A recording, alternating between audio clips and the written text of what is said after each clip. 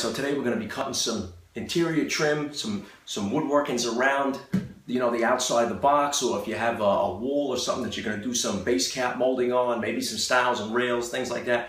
This, the easiest way to do it is basically to mark it up on the piece that you're working on, and then you can make your scribes and mark where you're going to cut your 45-degree angles. What I'm planning to do here on this blanket chest is I already ripped down my rails for the bottom, which is going to be the base cap. It's also going to be part of the rails and stiles.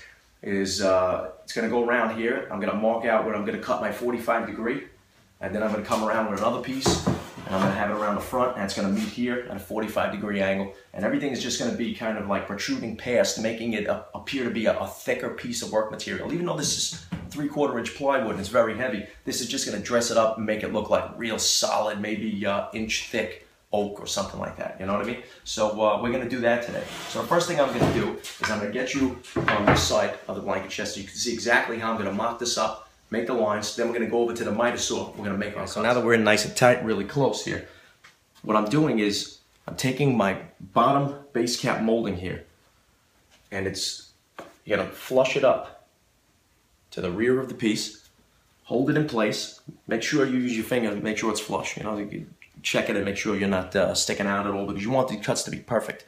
Now I'm cutting the shorter side first because that's going to be the easiest way for me to cut the 45 and mock up my long pieces for the base cap in the front.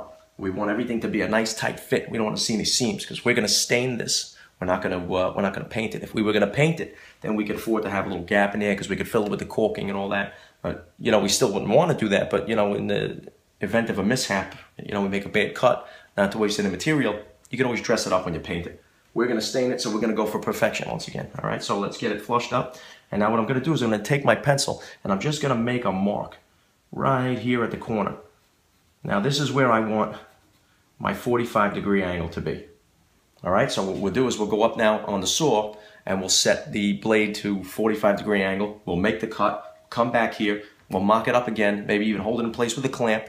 Then we'll cut the other 45-degree and we'll mark up the front, and then we can do the short side on the other side of the box. All right, so let's go over to the miter saw. All right, guys, so we're over here at the miter saw.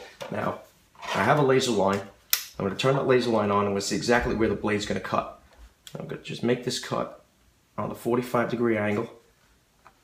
You might not get it perfect the first time. If you oversize it, that's okay, as long as you don't waste any material. So I'm going to turn on the vacuum so I get some dust control going on here. Then we're going to cut this real quick.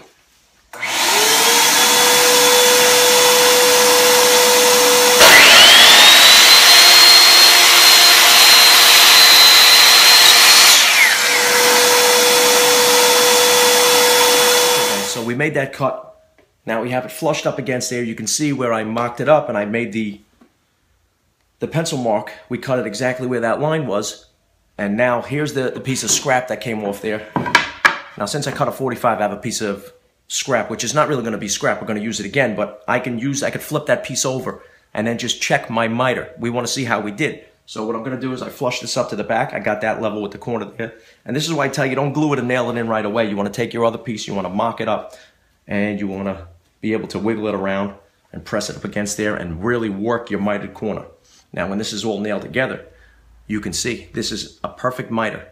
We have no gaps straight up. We have no gaps on top. So when everything is glued and nailed together with the brads, it's going to look real flush and nice. And then we're going to do that going all the way around. So now what I'm going to do is I'm going to get my next piece. We can use this on the other side since it's short, and we won't have any scrap if we reuse it. And now what I got to do is I got to get my long piece. I'm going to mock up my long piece. All right, so let's... Okay, guys, so what I'm going to do here on the long piece, let me get you a better angle. Turn you this way. All right, what I've done is I've pushed back the piece that I marked up before for the side, because now we want to work on the front. So what we got to do is give yourself at least an inch overhang, because when you make that cut, you don't want to cut it short from the angle, and then you're going to have a dull cut. You won't have a nice crisp corner. So give yourself enough material to work with, but don't overdo it.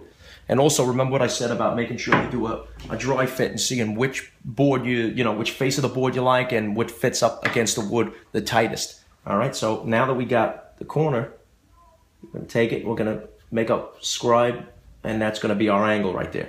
Then we'll take it over to the miter saw and we're going to make the cut.